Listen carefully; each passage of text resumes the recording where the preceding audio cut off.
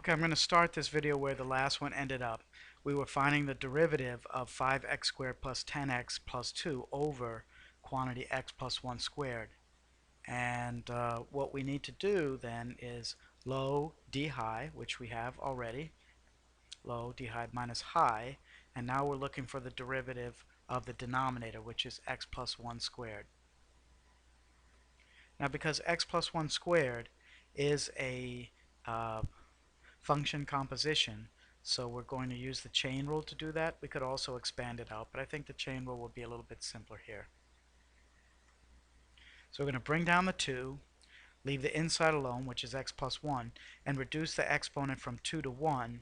Then we need it to multiply that by the derivative of the inside function, and that derivative is just 1, so it's going to stay the way it is.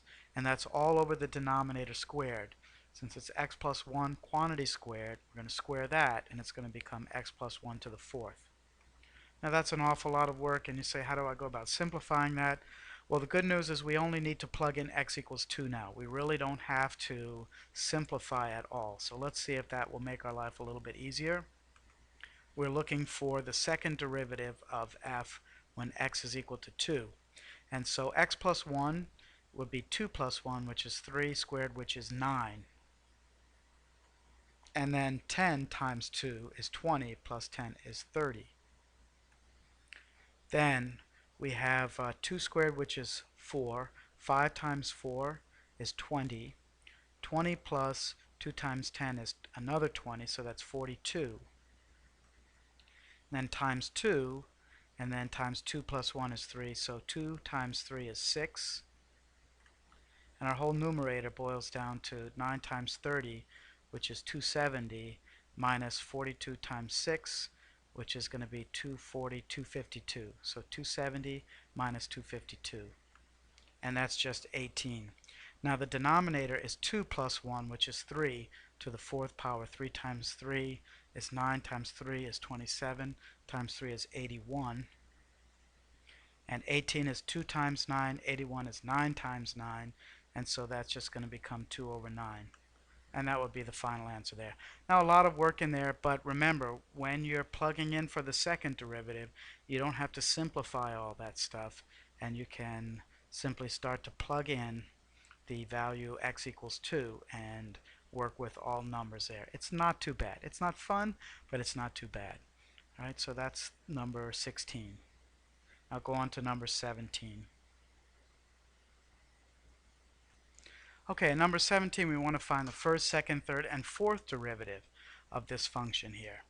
All right, so the notation is f prime, f prime prime, f prime prime prime. Then when we get to a derivative that's 4 or higher, we write f, and then in parentheses, the 4 there of x for the fourth derivative. All right, so let's just go ahead and do this. It's really not that difficult. We're going to find the first derivative, and that should be 7/3. We bring down the 7/3 times 3x times 3x x to the 5/3 power. We reduce the 7/3 by 1 and we get 5/3. Simplifying there, we're just going to get 7x to the 5/3. Alright, and we want to find the second derivative now. And that will be 5/3 times 7 times x to the 3/3, which is just first power. You know what, I think I made a mistake here. So on the first one, it should have gone from 7/3 down to 4/3, so that's my bad. I'm going to make that correction on here. I apologize. And because of that, everything changes in there. So the first answer was 7x to the 4/3. And then we bring down the 4/3, so that now becomes 28/3, x to the 4/3. Alright, so the third derivative then is going to be 4/3 times 28/3 times x to the 1/3, reducing 4/3 by 3/3, which is just 1/3. And that became 1/12 x to the 1/3. And the fourth derivative becomes 1/3 times 1/12 over 9 x to the negative 2/3, which is 112 over 27 x to the negative 2/3. And a lot of work, but again, doable.